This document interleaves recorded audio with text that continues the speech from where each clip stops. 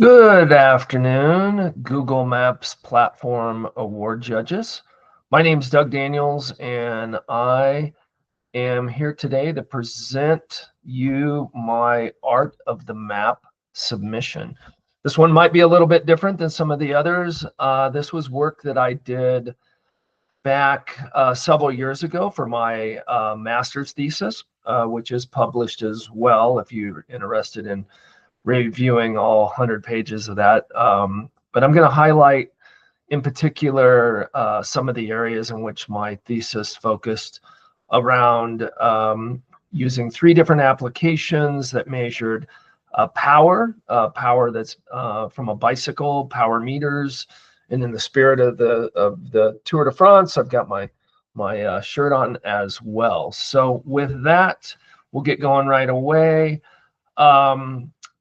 Basically, the research goals were to test three different types of power meters that you could typically find on a bike. One was the reference power meter, which was stages. The power pod was an opposing force meter. And then the other was a smartphone based power meter. And the testing hypothesis using spatial analysis, in particular Google Earth and Maps, was to be able to test these three different systems over three different controlled environments.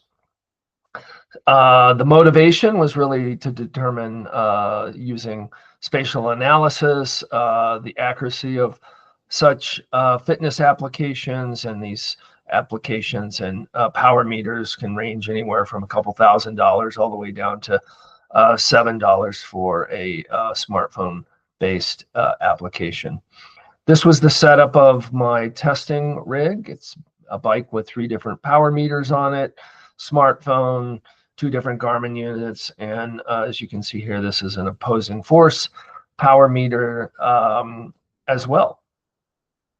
So on to what you are concerned with, the mapping results. So like I said, I used a variety of both Google Earth, because that was my 3D platform. Of course, today we have 3D in the JavaScript API, where I wouldn't have to use Google Earth. But either way, between 2D, Google Maps and its APIs, and Google Earth, was able to get some really good test results. Real quick, what you see up here is the output of power as I'm riding the bike. As you can imagine, as you're climbing a hill, power goes up, it's in the red zone, and as going down hills or it's flat, more green and yellow. So this was subject route, study route number 1, area called Castle Pines North, which is south of Denver. Study route number 2, Deer Creek Canyon, again, south and west of Denver, made up of mostly mountains, as you can see here. Some really cool spatial viewing of the amount of power it takes to go up these mountains. And then the biggie of all of them, Lookout Mountain Road in Golden, Colorado. It's about 1,800 feet of climbing in less than 6 miles. So you can certainly see the level of output here across these different power meters. So great use of Google's mapping technology.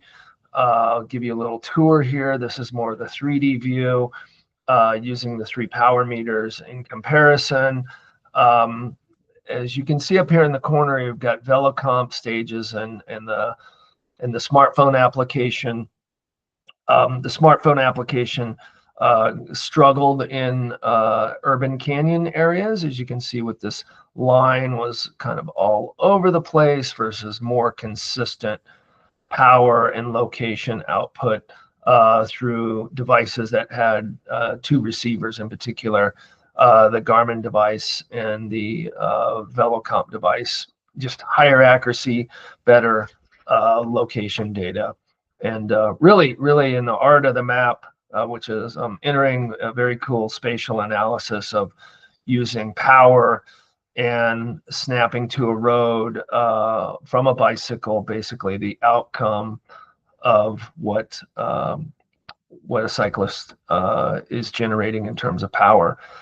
The other feature that I used, and I did not use Road's API to snap to road, in particular because I wanted to see the accuracy of the actual GPS track itself.